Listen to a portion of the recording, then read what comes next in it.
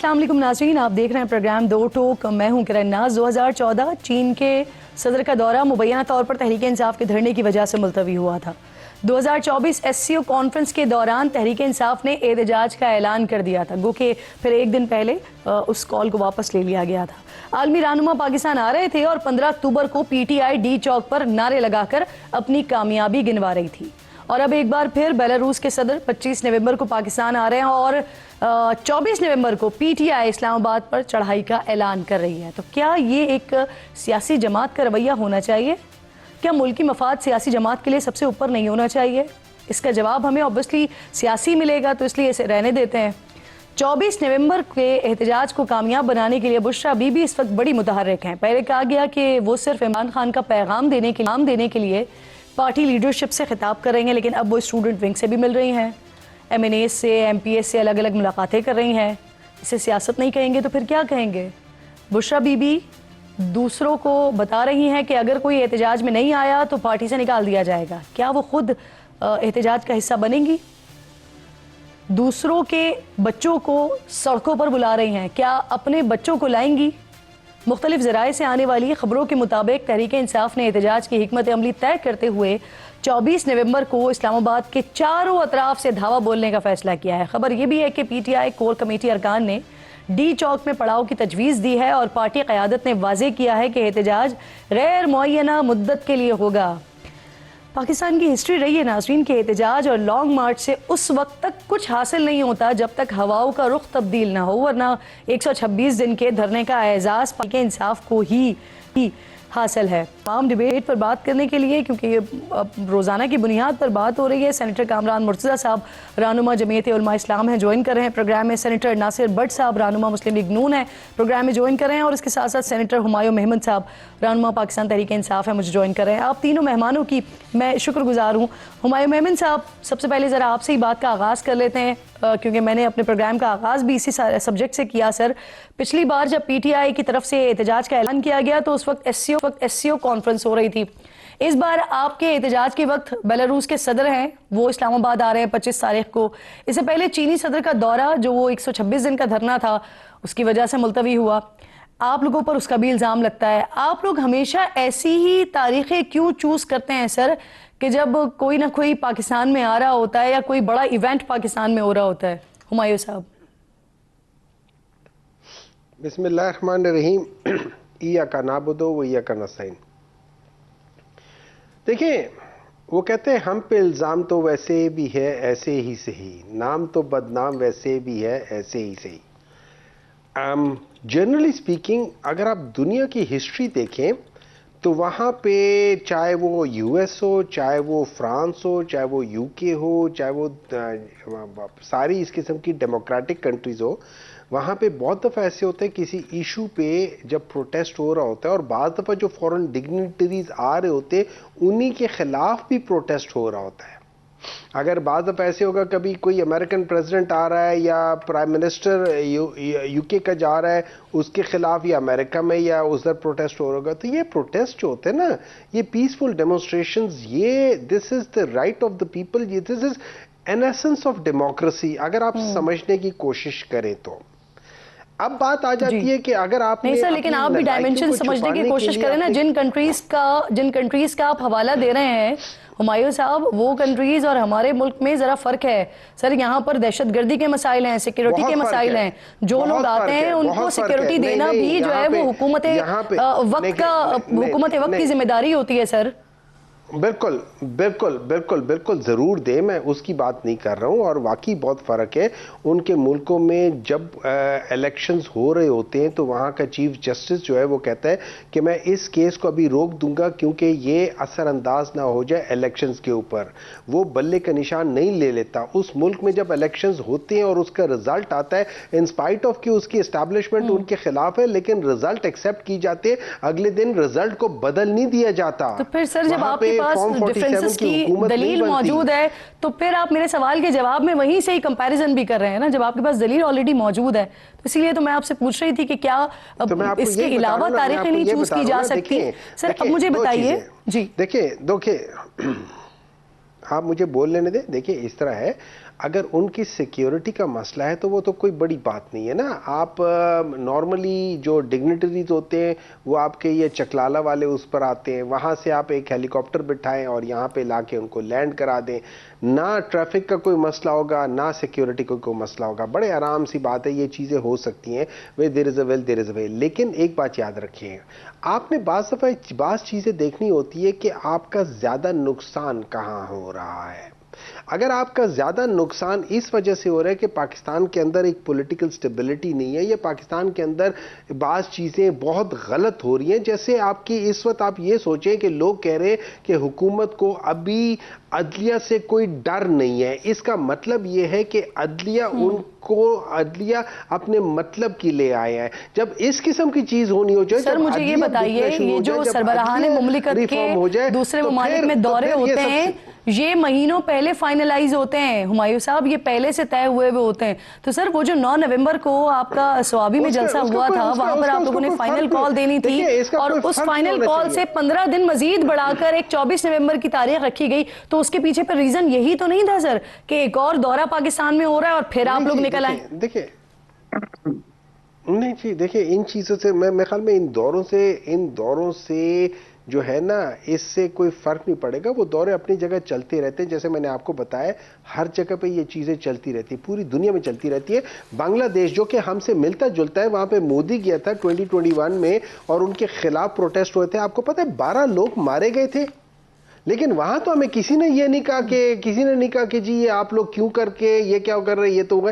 ये सारी चीजें होती रहती हैं हर जगह, कहीं ज्यादा कहीं कम, अपने अपने उसके लिहाज से होती है। लेकिन अगर आप इसको बेस बना के कर रहे हैं, दैट शोज कि आपके पास कुछ और है नहीं, आपके पास है नहीं प्रेजेंट करने के लिए, आप इस वजह से ब्लेम कर रहे हैं। बिल्कुल उसी तरीके से कि एक जो भेड़िया था वो ऊपर है और वो एक भेड़ जो थी वो नीचे थी, उसने कहा कि तुम्हारे पानी हिलाने से मेरा पानी गडला हो रहा है। वो कहते हैं आप ऊपर थे मैं नीचे थी। सुनने वाले भी सुन रहे हैं सर कि मैं सवाल आपसे क्या कर रही हूं और आप जवाब मुझे क्या दे रहे हैं। नासिर भट्ट साहब, इससे पहले कि मैं आपकी तरफ आऊं, कामरान मुर्तज़ा साहब और ऑपोजिशन में साथ चलने की बात हुई थी, तो अभी तक तो इस एहतजाज के साथ पीटीआई सिर्फ अकेले ही नजर आ रही है। कामरान साहब, ये जो एहतजाज करने जा रहे हैं और फाइनल कॉल है और पता नहीं लाखों के मजमे की बात हो रही है, इमरान खान साहब रिहा हो सकते हैं इससे? सर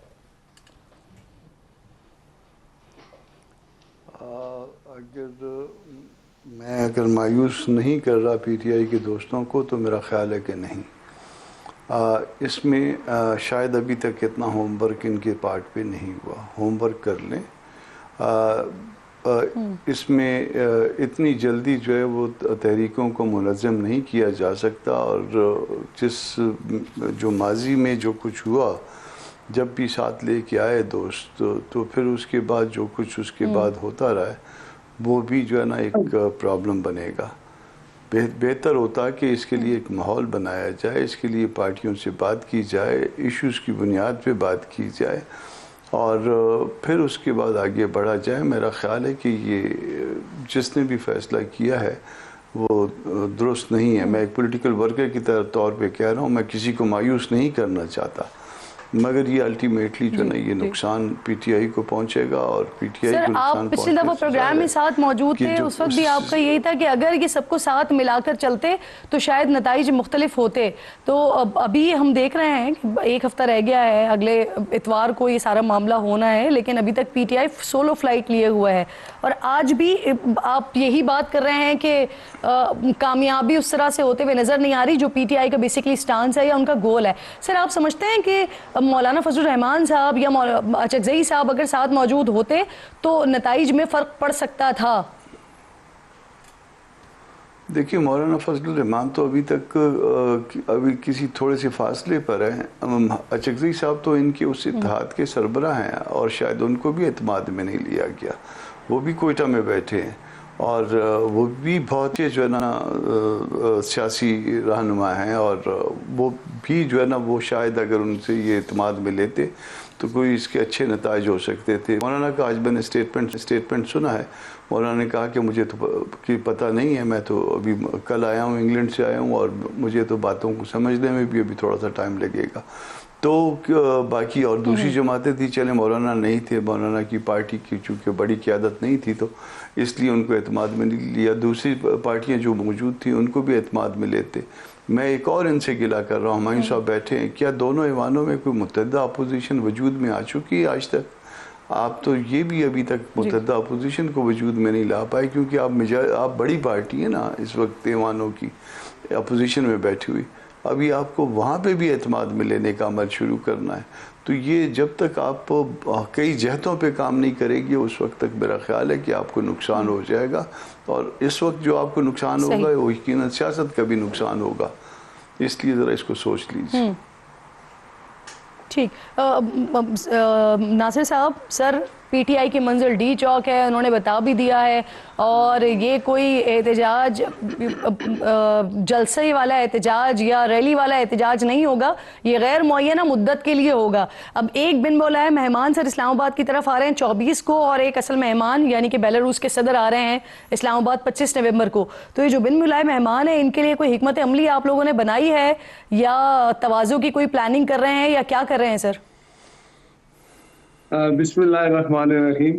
आज तो मुझे हुमायूं साहब पे तरस आ रहा है, वो बेचारे जिस तरह जो आप सवाल और करती हैं जवाब और दे रहे हैं, ये कहते हैं हम तो बदनाम वैसे भी हैं ऐसे भी सही। तो इनसे पूछे कि आपको बदनाम अपने आप को खुद हो गया या मुन्नी वैसे ही बदनाम हो गई है? बात ये है कि अब देखें इनके अंदर जो एक मसला है, वो बुशरा बीबी बाहर आ गई है, वो कहती है मैं वारिस हूँ अब इस जमात की। वो दो बहनें कहती हैं मैं वारिस हूँ। वो मरवत साहब कहते हैं अगर मेरे हवाले करें तो मैं लाखों बंदा लेके आ जाऊंगा।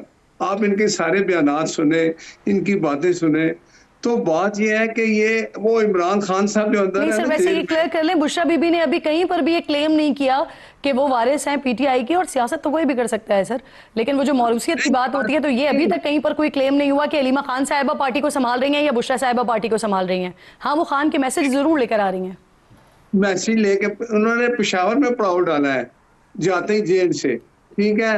और मुझे इससे कोई गर्ज नहीं है कि कोई भी वारिस बन जाए, ये तो इनका अपना जाती मसला है, लेकिन जो सामने हालात है मैं वो बता रहा हूँ। दूसरी बात ये है कि ये इनका जो काम है ना सिर्फ यही है। अभी बेलारूस के सदर आ रहे हैं 25 को, जब चाइना के सदर आ रहे थे इनकी रविश थी, ये वहां धरना दे के बैठे हुए थे जब मियां साहब। चलिए आप लोगों को पता है ना, अब आप बताएं अब आप क्या कर रहे हैं सर? इनके लिए अब यही एक मैसेज है कि भाईजान आप अपने घर में तो इकट्ठे हो जाओ। इनके लिए यही मैसेज है कि कानून अपना रास्ता लेगा। ये जो इनका वो आता होता था ना केपीके का सदर अपना वजीर आला, जिसका नाम गंडापुर है लेकिन है वो, आपको पता है उनकी बातें आप सुने, वो स्वाए ये ऐलान करते हैं मैं आ रहा हूँ, मैं इमरान को 15 दिन में छुड़ा के ले जाऊंगा। 24 से पहले क्या होगा? क्या गिरफ्तारियां होंगी? क्या घरों पर छापे पड़ेंगे? कैसे लेगा कानून अपना रास्ता सर? 24 से पहले जो पहले कुछ हो रहा है ना, इन लोगों ने ऐलान करना है, फिर उन्होंने ऐलान वापस ले लेना है। इनके लिए बंदे नहीं आ रहे, बंदे इकट्ठे नहीं हो रहे। मैं इनको एक मशवरा देता हूँ कि केपीके में आपकी हुकूमत है, वहां करें जलसा, रोज लाखों बंदे अगर आपके लिए आते हैं, हजारों आते हैं, ले आए ना। आप ये इल्जाम लगाएंगे कि हमें पुलिस ने रोका है, ना हमें ये इल्जाम आप पे लगेगा, हम पे लगेगा कि हमने इनको पकड़ा। आपकी हुकूमत है, और वहीं एक जलसा करके बता दो लाखों में जो आपके वहां बैठे हो। तो बात यह है कि इनके लिए मैसेज है कि भाई कानून अपना रास्ता लेगा। अगर आपने कोई कानून अपने हाथ में लेने की कोशिश की तो आपको उसका जवाब मिलेगा। इमरान खान साहब अब नरो मांग रहे हैं, और सर वो आप ये भी कह रहे हैं कानून अपना रास्ता लेगा। पिछली बार हुकूमत ने बड़ी तैयारी की सर, सारे रास्ते बंद कर दिए, पिंडी इस्लामाबाद सब कुछ बंद, सड़कें खोद दी आप लोगों ने, खंदकें खोदी गई बाकायदा तौर पर, इलाका 2 दिन तक मैदान जंग बना रहा। लेकिन फिर भी फाइनल रिजल्ट क्या हुआ कि कारकुनान कुछ आते थे, टोलियों की शक्ल में डी चौक पहुंचते थे, अपनी वीडियोस बनाते थे, चले जाते थे। तो सर उस वक्त भी कानून ने अपने रास्ता लेने की कोशिश की थी, लेकिन रिजल्ट हमारे सामने कुछ मुख्तलिफ थे। आप ये देखें इनकी, मैं बात बताऊं आपको, इस्लामाबाद में जब दफा 144 लग गया, इनको जगह भी दे दी जाती है जलसा करने की, ये जलसा नहीं करते, ये सिर्फ आते ही शरारत करने, आते ही अटैक करने। जब जब आया ना अपना गंडापुर पेशावर से, वो 7 पुलिस लेके आया, आपको पता है पुलिस पकड़ेगी, पुलिस ये सरहद की KPK की पुलिस लाके से इस्लामाबाद पुलिस पे चढ़ाई की, वहां बंदे पकड़े गए, अफगानिस्तान के लोग पकड़े गए, गैर मुल्की पकड़े गए। ये इन्होंने 9 मई किया। ये लोग जो है ये इंतशार की सियासत करने वाले हैं। इनको चाहिए, इमरान खान को चाहिए वे भी होश के नाखून ले, हुकूमत के साथ बैठे, अपोजिशन का किरदार अदा करें, ठीक। और जलसा यूज करना हक है, लेकिन ठीक। एक जमहूरी तरीके से है। सही। उस सर पे आप आप मेमन साहब ने सुन लिया है, मेमन साहब ने आपका मशवरा सुन लिया है, वो अमल करते हैं नहीं करते हैं वो उनकी मर्जी है। मेमन साहब मुझे ये फरमाइएगा सर, अभी नासिर साहब ने भी तस्करा किया बुशरा बीबी के हवाले से, उनकी सियासत में एंट्री के हवाले से। आप लोग तो ये कहते रहे कि बुशरा बीबी सियासत नहीं करेंगी, अब हम देख रहे हैं जब वो आई हैं तो पेशावर में उन्होंने बाकायदा तौर पर खिताब भी किया, हिदायत भी दी, फिर बाकायदा तौर पर स्टूडेंट्स से भी मिल रही हैं, MNA से MPS से वो अलग अलग मुलाकातें भी कर रही हैं, इजलास में शिरकत कर रही हैं। तो सर वो ये सियासत नहीं कर रही तो फिर ये क्या कर रही हैं, ये क्या हो रहा है? देखिए, जैसे आपने शुरू में कहा था जब भट्ट साहब बात कर रहे थे, ना तो बुशरा बीबी ने और ना इमरान खान की जो हमशीर हैं उन लोगों ने, किसी ने कहा है कि वो सियासत में हिस्सा लेने चाहती हैं। इन लोगों के डर की हालत ये है कि ये लोग इमरान खान से किसी पॉलिटिकल पार्टी लीडर को मिलने नहीं देते। हालांकि जब इनके अपने लीडर जो थे, और ये जुबैर उमर साहब बता रहे थे कि वो सुबह 9:30 से 2:30 बजे तक इनकी जो मेन लीडरशिप होती थी वो हर थर्सडे को उनके साथ बैठती थी, और उसके बाद 25-25 के टोलों में ये सारे जाके उनसे मिला करते थे। कोई कैद किसी किस्म की कोई चीज़ नहीं थी, लेकिन अभी इन लोगों को डर लगा हुआ है, इनको खौफ है उसे एक शख्स से। वो शख्स इसलिए उससे खौफ है कि वो बंदा जो है ना इनके लीडर की तरह मुल्क से भागना नहीं चाह रहा, वो मुल्क में रहना चाहता है, और वो कहता है कि यही मेरा, यहाँ ही मेरा जीना है, यहीं मेरा मरना है। तो इस वजह से इनको उनसे डर लगा हुआ है। अब अगर उनकी बात, सर मैं पूछ रही हूँ बुशरा बीबी साहिबा क्या कर रही है इस वक्त? आप सुन ले। तो जब उन वहां पे मिलने नहीं जाएंगे तो जो उनसे मिलने जाता है वो उनको मैसेज देते हैं कि ये मेरा मैसेज कन्वे कर दो, और फलाने को ये कह देना, उसको ये कह देना, उसको ये कह देना, उसको ये कह देना। ऑब्वियसली ये होता है, और वो मैसेज मानो आन उसी तरीके से उन्हीं जगहों पे डिलीवर कर दिया जाता है। इसका सियासत से कोई ताल्लुक नहीं है, it is just a messenger. Sir ये तो बहुत बड़ी बात है सर कि बाकायदा तौर पर इमरान खान साहब एक MNA के लिए और एक MPA के लिए अलग अलग मैसेजेस भेज रहे हैं, जो कि कन्वे कर रही हैं बुशरा बीबी साहिबा अलग अलग मुलाकातें करके। स्टूडेंट्स के लिए अलग से मैसेज भेज रहे हैं, जिसको नहीं सर उसके लिए फिर बहुत तवील टाइम चाहिए होता है कि एक MNA और एक MPA के लिए इंडिविजुअल मैसेजेस दिए जाएं। उसके लिए इतनी तवील मुशावरा, इतनी लंबी मीटिंग होनी चाहिए। इसमें नहीं तो लंबी मीटिंग हुई होगी तो ये सब कुछ पता चला होगा ना। वो तो वहां पे फॉर एग्जांपल पिछले हफ्ते वो वहां पे कोई 5 घंटे 6 घंटे रही थी, तो ये चीजें तो फिर होती हैं, फिर उस दौरान में डिस्कशंस होती है कि देखिए 4-5 मेन लोग होंगे, 6-7 लोगों को उन्होंने कहा होगा 6 घंटे की मुलाकात हुई है इमरान खान और बुशरा बीबी की, उनको कर दे। सॉरी हुमायूं साहब 6 घंटे की मीटिंग हुई है बुशरा बीबी और इमरान खान। इनका जो केस चल रहा था, वो केस में भी कोई 3-4 घंटे लगे थे। वहां पे नैब वाले कुछ कर रहे थे, कोई कुछ कर रहे थे। इस दौरान में आई एम श्योर बात हुई होगी, वो सारी होगी। मुझे उसका डिटेल नहीं पता बिकॉज आई एम नॉट, मैं उसका प्रिवी नहीं हूँ, लेकिन आई प्रिज्यूम कि उसके बाद जब ये आई है उन्होंने ये सारी बातें की हैं। तो जब मैं ये प्रिज्यूम करता हूँ जब इन्होंने उसके बाद आके बात की होगी तो जाहिर है कोई ऐसी बात की होगी, तो उस लिहाज से उन्होंने कर दी होगी, तो कोई बड़ी बात नहीं है। लेकिन सर मुझे ये बताइए, बुशरा बीबी साहिबा एहतजाज के लिए लोगों से मुलाकात कर रही हैं, उनको बता रही हैं गिरफ्तारियां ना हो, ये भी वो बता रही हैं कि गिरफ्तार अगर होंगे तो उनको भी पार्टी रुकनियत उनकी मुअत्तल कर दी जाएगी या पार्टी से निकाल दिया जाएगा। बुशरा बीबी साहिबा खुद होंगी एहतजाज का हिस्सा? नहीं, देखिए मैं आपको एक बात बताता हूँ, ये बात तो इमरान खान ने खुद भी कही थी। ये तो उन्होंने भी कहा था कि अपने आप को उससे बचा के रखना, उस दिन के लिए बचा के रखना, क्योंकि बहुत सारे लोग, अब होता यह है कि बहुत सारे लोग अननेसेसरी बात इस तरह कर देते हैं कि जी लोग जानबूझ के गिरफ्तार हो जाते हैं। तो उस चीज़ के लिहाज से उन्होंने एक कह दिया होगा इमरान खान ने कि भाई उनको कह दो कि अपने आप को पहले मतलब उससे पहले, वक्त से पहले सामने ना आए। So that is all what he must have said. तो बस उसका कह देना कोई अजीब सी बात तो नहीं, मतलब मुझे अजीब नहीं लगती, अगर आपको लगती है मैं उसको कुछ कह नहीं सकता, मुझे उसको कोई अजीब नहीं लगती। सर मैं मेरा नहीं ख्याल कि वो हिस्सा होंगे, मेरा नहीं होगा। लेकिन देखिए, हैविंग सेड दैट, दो चीजें याद रखें। एक है पॉलिटिकल लीडरशिप जो जाके कर रही है, एक है फर्ज करें मेरी बीवी है या मेरी बहन है या मेरी माँ है, वो मेरे लिए जरूर निकलेगी। यहां पे आप कुछ कह नहीं सकते। एक बहन का हक बनता है, फर्ज बनता है कि वो अपने भाई के लिए जद्दोजहद करे। एक बीवी का मुझे इजाजत दीजिए, महमूद साहब मुझे इजाजत दीजिए। कामरान साहब, खान साहब से जेल में मुलाकात के हवाले से बातें हो रही थी, ज़ेरे गर्दिश थी। फिर पिछली बार आप जब प्रोग्राम में मौजूद थे तो आपने इस बात की तस्दीक भी की थी कि कुछ दोस्तों की तरफ से सजेशंस आ रही हैं कि खान साहब से मुलाकात की जाए या उनकी तरफ से ख्वाहिश आ रही है। तो सर इससे बड़ी आगे बात? देखिए, नहीं, वो बात गपशप वाली बात थी और गपशप वाली बात भी जो है मौलाना साहब तक कन्वे कर दी गई थी। उसमें अब वो बात जेन्युइन थी, वो बात जेन्युइन नहीं थी, वो बात हम उसको अंडरस्टैंड नहीं कर पाए। तो मौलाना साहब का कहना ये था कि कोई फोकल पर्सन हो पीटीआई की तरफ से हमसे बात करने के लिए, ताकि हमको पता हो कि किस दोस्त ने कौन सी बात जो है ना वो मौलाना साहब तक पहुंचाई है, वो दुरुस्त है इमरान खान साहब की।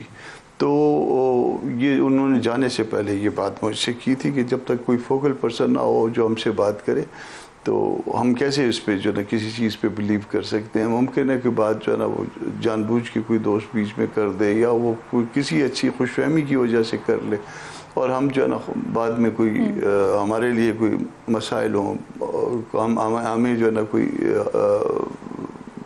मसला दरपेश हो, इस हवाले से हम कहें कि जी कोई फैसला कर लें, और उसके बाद जो है ना कोई कहें कि जी आपको किसने कहा है, वो तो हमारा वो कोई ऐसी हमारी तरफ से कोई बात ही नहीं थी। तो जब तक कोई फोकल पर्सन ना हो, कोई संजीदा बात ना आए और वो संजीदा बात मौलाना साहब तक ना पहुँचे, तो उस वक्त तक जो है वो ये इसमें कोई ऐसी बात नहीं होगी।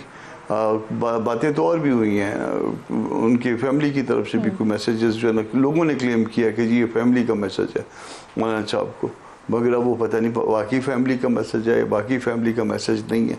तो इसमें जब तक ये जो क्लेम कर रहे थे दोस्त, ये पीटीआई के दोस्त थे सर, ये पीटीआई के दोस्त क्लेम कर रहे थे? बस दोस्त थे, बस उनकी फैमिली की तरफ से पैगाम रसानी हो रही है ना कि अभी उनको किसी का नाम लिया जाए। तो बहरहाल जो है ना वो इस फैमिली के हवाले से भी मौलाना तक मैसेजेस जो है ना वो कहे हैं कि जी ये फैमिली ने कहा है। तो अब वो फैमिली ने वाकई कहा है या नहीं कहा है, अब ये अल्लाह पाक को पता है कि वो दुरुस्त है या दरमियान में किसी का उसने जन था। कोई फैमिली से मुराद कामरान साहब बुशरा बीबी साहिबा या अलीमा खान साहिबा? नहीं, मैं नहीं बता सकता ना, ये मतलब फैमिली की तरफ से बस इतना काफ़ी है, उसमें ज़्यादा इसमें डेप्थ में जाना है, क्योंकि मोहतरम है सारे हमारे लिए।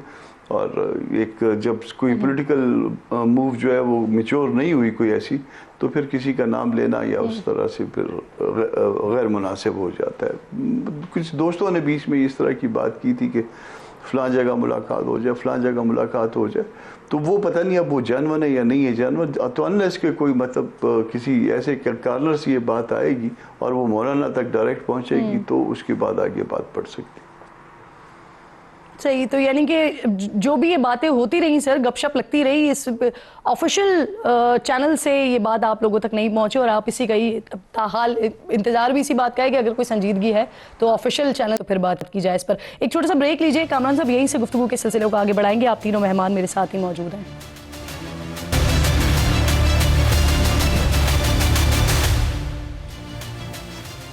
प्रोग्राम में एक बार फिर आपको खुशामदीद कहती हूँ। मेरे तीनों मौजूद मेहमान मेरे साथ ही मौजूद हैं। नासिर भट्ट साहब, सर मुस्लिम लीग नून के सीनियर रहनुमा तहरीके इंसाफ पर तनकीद कर रहे हैं और इमरान खान से मुतालबा कर रहे हैं कि वो एहतजाज धरनों में दूसरे के बच्चों को बुला रहे हैं, अपने बच्चों को क्यों नहीं बुलाते। लेकिन फिर ये सवाल तो सर आपसे भी हो सकता है ना कि मियाँ साहब ने इतने लॉन्ग मार्च किए हैं, उनके बच्चे तो शामिल नहीं थे उसमें? देखें, ये बात वो ठीक कह रहे हैं कि इमरान साहब ने अपने बच्चों को लंदन रख के और बाकी जो कौम के बच्चे हैं उनको इस रास्ते पे ले आए कि 9 मई के वाकयात हो जाते हैं, वो अपने बच्चों को बुला लें इधर सामने, कहें कि मेरी जगह मेरे बच्चे भी एहतजाज कर रहे हैं, उनके बच्चों को रोका नहीं जाता कि पाकिस्तान ना आए। मियाँ साहब के बच्चों के खिलाफ मियाँ साहब के बच्चे भी लंदन में नहीं थे वैसे सर जिस वक्त मियाँ साहब लॉन्ग मार्च कर रहे थे, वोट को इज्जत दो वाला? उस वक्त वो उनको आने नहीं देते, उनके ऊपर झूठी एफआईआर थी। अब वो जब खत्म हुई तो मियाँ साहब के दोनों बेटे इधर आए, बेटी भी इधर है। बात यह है कि इमरान खान एक नॉन सीरियस बातें अभी कर रहे हैं। आप देखिए उसके मेक सेंस सर, वो जी ठीक।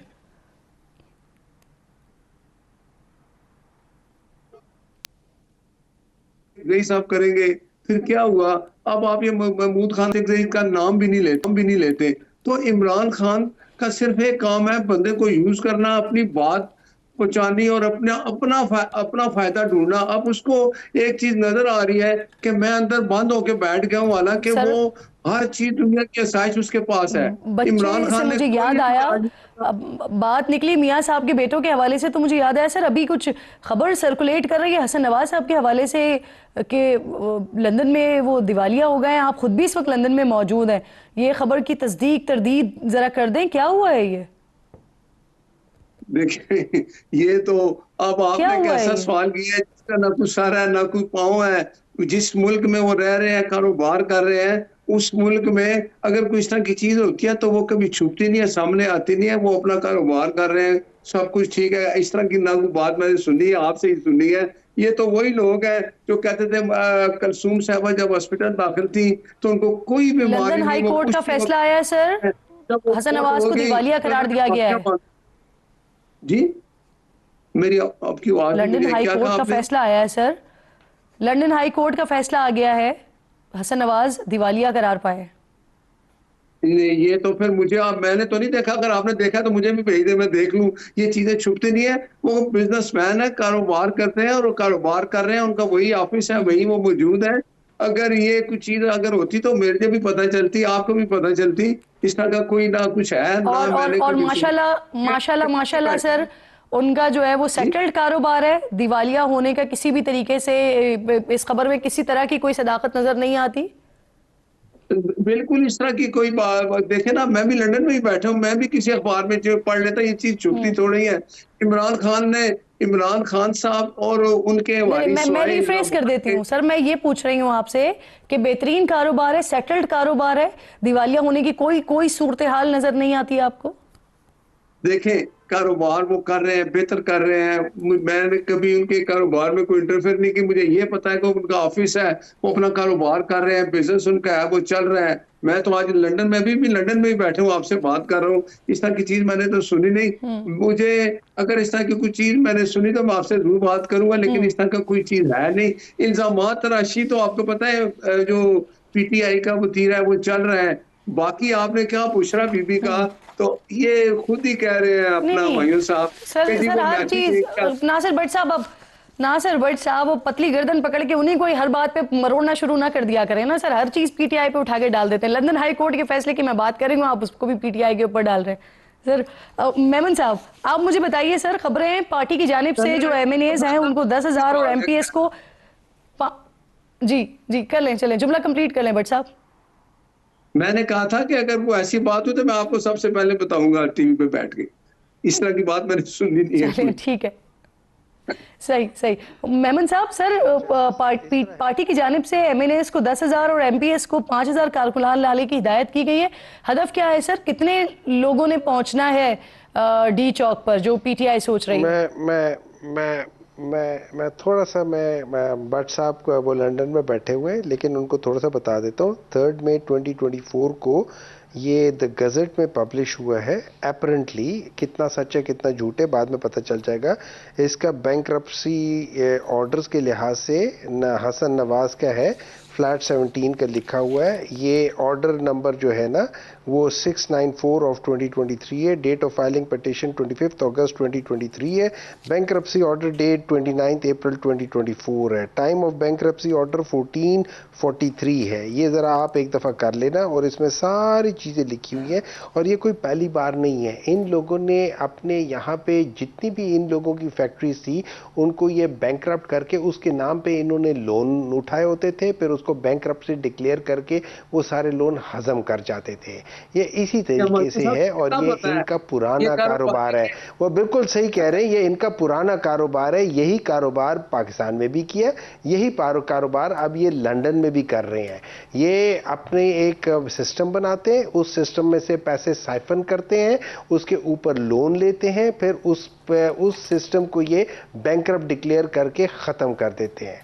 इसी तरीके से इन लोगों ने पाकिस्तान को भी लूटा है। 1985 से सर मैंने एक मिनट है ना भट्ट साहब, मैं आपको आप एक मिनट भट्ट साहब आप इसको भट्ट साहब इस तरह है।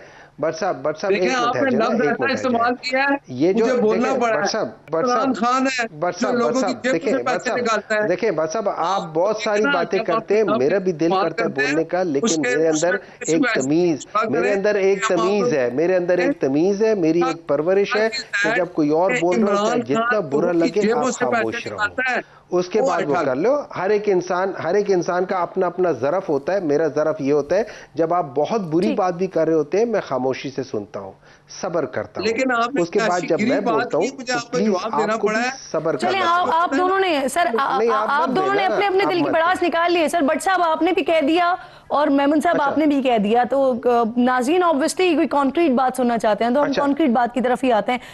मैं आपसे ये जो सवाल कर रही थी वो मुझे बता दें सर, ताकि हम आगे बढ़ जाएं। कामरान साहब की तरफ जाना है मैंने, कितने लोगों का हदफ है? देखिए इसमें अगर आप मुझसे कभी पूछे ना कि कितने लोग होने चाहिए, देखिए लोगों से ज्यादा जो इम्पैक्ट होता है आप रिएक्शन देखते हैं, किसी का रिएक्शन देखते हैं, कहते हैं ना to every action there is equal and opposite reaction. तो जब सर एक्शन होगा तो उसका रिएक्शन होगा ना, लेकिन आप लोगों ने एक्शन के लिए हदफ क्या रखा है, कितने लोगों का? देखे ना आप खुद देख लेंगी, क्योंकि आप लोग तो टीवी पे दिखाएंगे नहीं कि क्या एक्शन हो रहा है, तो सिर्फ गवर्नमेंट का रिएक्शन देख लेना, उससे पता चल जाएगा कितना स्ट्रिक्ट एक्शन है। मैं थोड़ा सा कमेंट करना चाहूंगा कामरान सर, सारी बातें आप लोग हमारे ही प्रोग्राम्स में बैठकर जो है वो करते भी हैं और फिर आप ये बाद में क्लेम भी कर देते हैं कि आप लोग दिखाएंगे नहीं, तो फिर आप लोग ये सारी बातें कहाँ कर लेते हैं, कैसे कर लेते हैं सर? कामरान साहब मुझे बताइएगा, इस्लामी नजरियाती काउंसिल का फैसला आया वीपीएन के हवाले से। मुझे एक मिनट देते, मैं आपकी बात देखें, आपके साथ हम बात करते हैं लेकिन इसमें आप वो विजुअल्स नहीं दिखाते। आपका जो न्यूज़ टीवी है वो विजुअल नहीं दिखाता। हाँ बात हो जाती है, विजुअल्स अलग चीज़ है, बात करना और चीज़ है, इन दोनों को प्लीज मिक्स ना करें। Thank you very much. Memon साहब देखें, विजुअल्स पे आप बात करते हैं, फिर आप लोग कहते हैं कि विजुअल्स दिखा दिए जाएं। जब आपको दिखा दिए जाते हैं तो फिर आप लोग उसको मानते नहीं हैं। अभी कल ही की ताज़ा मिसाल है, एक नई 9 मई की फुटेजेस और चीज़ें सामने आई हैं, लेकिन अभी तक आप लोगों की तरफ से कोई स्टेटमेंट उस पर आया नहीं है। आपके बहुत सारे लोग जो हैं वो उसको जाली कह रहे हैं बाकायदा तौर पर, हालांकि आप लोग ही कहते रहे कि विजुअल्स दिखाएं, सामने लेकर आए, हम माफी मांगेंगे। इमरान खान साहब ने भी कहा, बाकी लोगों ने भी कहा, उसमें बता दें किसी एक बंदे को आइडेंटिफाई करके तो दिखा देना। विजुअल्स तो मैं आपको एक ऐड की तरह बहुत सारी चीजें दिखा दूंगा, आप उसमें से आइडेंटिफाई करें कि ये बंदा अंदर गया था, तोड़ फोड़ कर रहा था।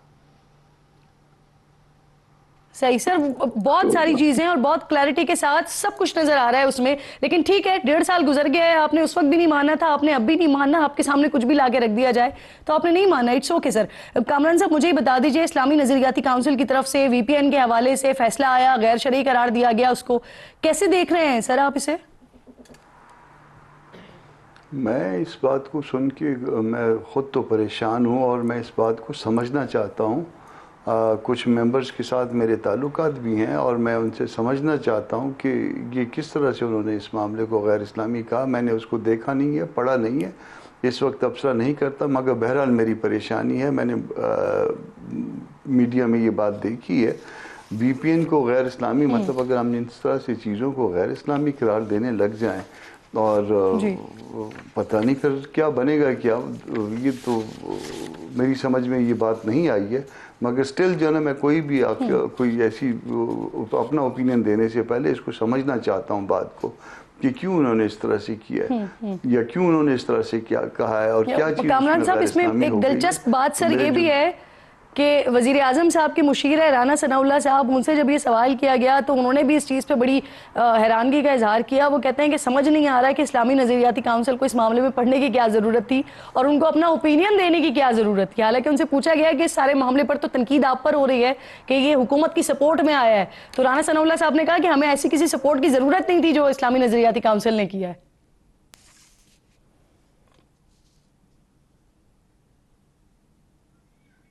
सबूत देखिए, ये जो कुछ सोशल मीडिया के साथ हो रहा है ये दुनिया में कहीं पे नहीं होता।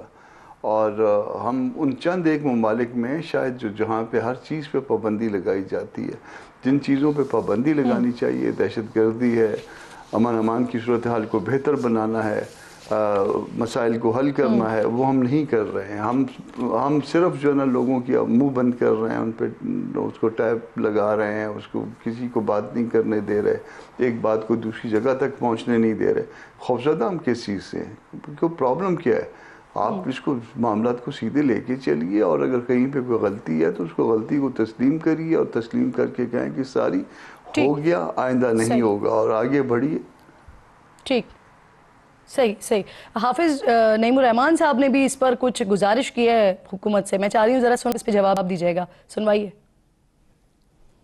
खौफजदा इतने हैं, हर वक्त इस पे खौफ खाते रहते हैं कि फेक न्यूज। भाई आप जेन्युइन न्यूज बनाना शुरू कर दें तो फेक न्यूज खुद ही दब जाएंगी। फायरवॉल लगा दी, फिर उसके बाद अब वीपीएन, अब मुझे नहीं पता इस वक्त वो हलाल वाली चल रही है या हराम वाली चल रही है। पहले उन्हें यह बताना चाहिए था कि फॉर्म 47 पे आने वाला मेंबर असम्बली और वजीर आजम शरई है कि गैर शरई है। उन्होंने अपनी क्रेडिबिलिटी के ऊपर सवाल उठा दिया है इस्लामी नजरियाती काउंसिल ने। इस्लामी नजरियाती काउंसिल से उन्होंने कोई गुजारिश की है भट्ट साहब? बात यह है कि देखें, बिल्कुल सोशल मीडिया जिस तरीके से पाकिस्तान में यूज हो रहा है, जिस तरीके से दहशतगर्दी पाकिस्तान में हो रही है, उसका जो इस्तेमाल हो जा रहा है। आप कहते हैं इंटरनेट लो हो गया, इंटरनेट तो देखें इतने मसाइल है, क्या इनका हल? हम ये नहीं है कि हम सियासी जमातें और ये जो हुकूमती जमात है ये और बाकी मिल के बैठे, कोई ऐसा तरीका इख्तियार करें जिसमें कम से कम हम ये जो दहशतगर्दी है इसको खत्म करने के लिए हम इकट्ठे हो जाए, मुल्क की बेहतरी के लिए इकट्ठे हो जाए। ये चीजें कंट्रोवर्शियल इसीलिए हो जाती है।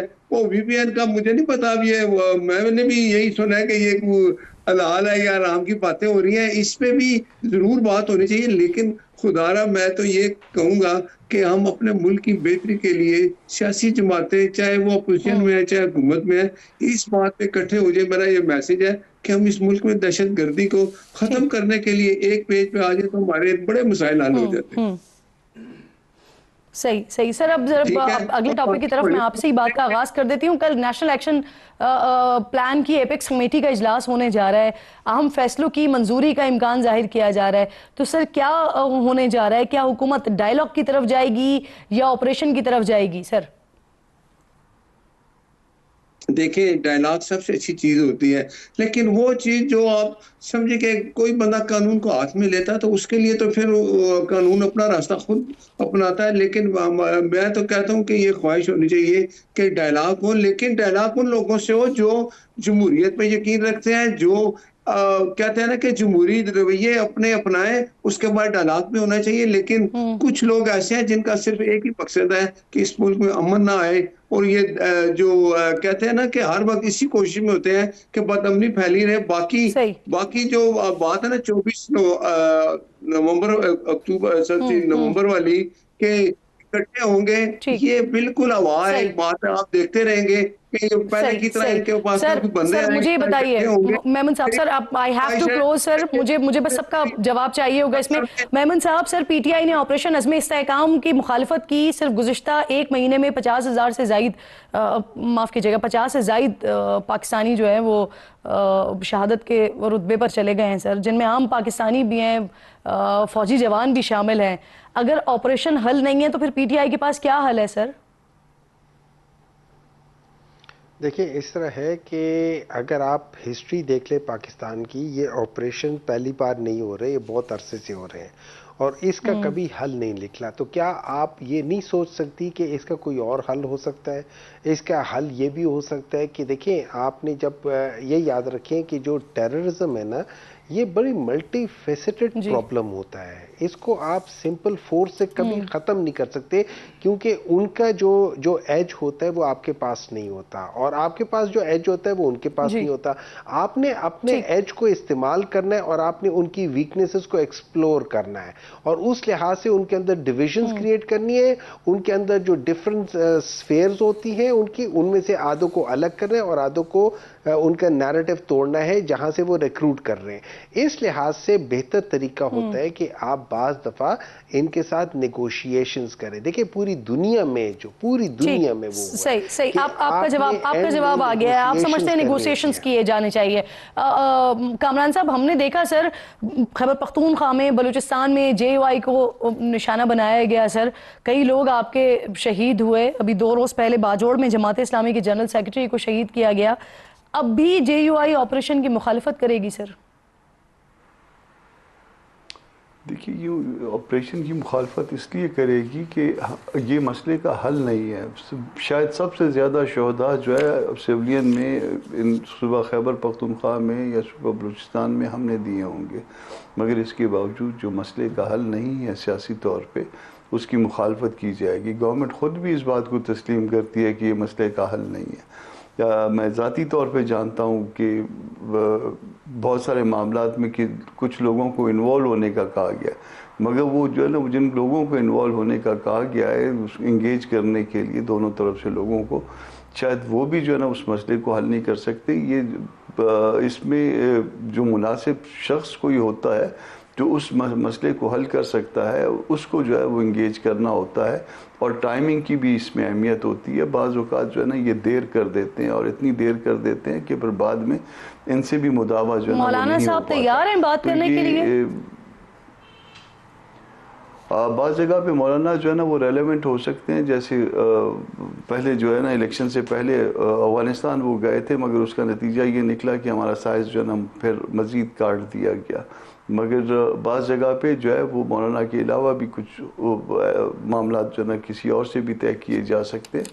मगर अगर किसी को जो है ना किसी पे एतमाद किया जाए, मौलाना को जो है वो सियासी सूरत हाल जैसे PTI वाला मामला है, जैसे गवर्नमेंट के दरमियान मामलात है, और इसमें जो है ना वो अगर एतमाद मिले इनको नज़दीक ला सकते हैं मौलाना। ठीक, आप तीनों मेहमानों की बेहद शुक्रगुजार हूँ। सेनेटर कामरान मुर्तज़ा साहब, सेनेटर हुमायूं महमूद साहब और सेनेटर नासिर भट्ट साहब, आप तीनों प्रोग्राम में शरीक थे। प्रोग्राम के आखिर में नाज़रीन बात करते हैं कि पाकिस्तान की फ़ज़ा जो है ना वो इस वक्त सांस लेने के काबिल नहीं रही है। हवाओं में जहर घुल चुका है। कोई एक शहर ऐसा नहीं है पाकिस्तान का कि जहाँ की फ़ज़ा आलमी मयार के मुताबिक अच्छी कहलाई जा सके। पिछले साल यानी 2023 में पाकिस्तान एयर क्वालिटी इंडेक्स में 160 पॉइंट्स के साथ बदतरीन ममालिक में दूसरे नंबर पर था और आज भी कुछ ऐसी ही सूरत हाल है। IQ एयर वेबसाइट के आदाद शुमार पर अगर नज़र डालते हैं तो कुछ देर पहले मुल्तान की फ़ज़ा 301 पॉइंट्स के साथ ख़तरनाक तरीन थी। इस्लामाबाद, हरीपुर, एबटाबाद के नंबर्स भी कुछ ऐसे ही हैं। हालांकि यहाँ पर पहाड़ मौजूद हैं, सब्ज़ा है, दीगर शहरों के मुकाबले में आलूदगी कम है, बारिशें भी यहाँ ज़्यादा होती हैं। लेकिन दूसरी तरफ कराची है जहाँ इंफ्रास्ट्रक्चर तबाह बर्बाद है, सड़कें खुदी हुई हैं, दरख्त बचे नहीं हैं, शहर के बीचों बीच आधे दर्जन से ज़ायद इंडस्ट्रियल एरियाज़ हैं। आलूदगी का ऑब्वियसली बाइस बनते हैं। मुल्क में सबसे ज़्यादा ट्रैफिक इस शहर की सड़कों पर चलता है, जानलेवा धुआं छोड़ता है और यहाँ पर जो कचरे के ढेर जा बजा पड़े हुए आपको नज़र आते हैं वो भी भरपूर फ़ज़ाई आलूदगी में अपना हिस्सा डालते हैं। इसके बावजूद मेरे लिए ये बहुत हैरानी की बात थी कि कराची के एयर क्वालिटी इंडेक्स इन सरसब्ज़ो शादाब शहरों से बहुत बेहतर है। लेकिन इसकी वजह ऑब्वियसली जब कुछ रिसर्च किया तो पता चला है कि कोई इंसानी कोशिशें नहीं है, इंसानी काविशें नहीं है, बल्कि ये अल्लाह की रहमत है। क्योंकि कराची समंदर किनारे आबाद शहर है और इस वजह से इस शहर को वो फ़ायदा मिलता है जो किसी और शहर को नहीं मिलता। समंदर के ऊपर, समंदर की हुदूद में दूर दूर तक फ़ज़ा खाली रहती है। समंदरी हवाएं चलने से भी फ़ायदा होता है, वरना कराची का हाल जो इस वक्त बदहाल है ना, तो इन बड़े शहरों में सबसे बुरा हाल कराची का होना था। वक्त ख़त्म हो गया है प्रोग्राम का। इंशाल्लाह नाज़रीन से जुमे को अपना और अपने मुल्क का खास ख्याल रखिए, फ़लस्तीन को अपनी दुआओं में याद रखिए। अल्लाह निगहबान।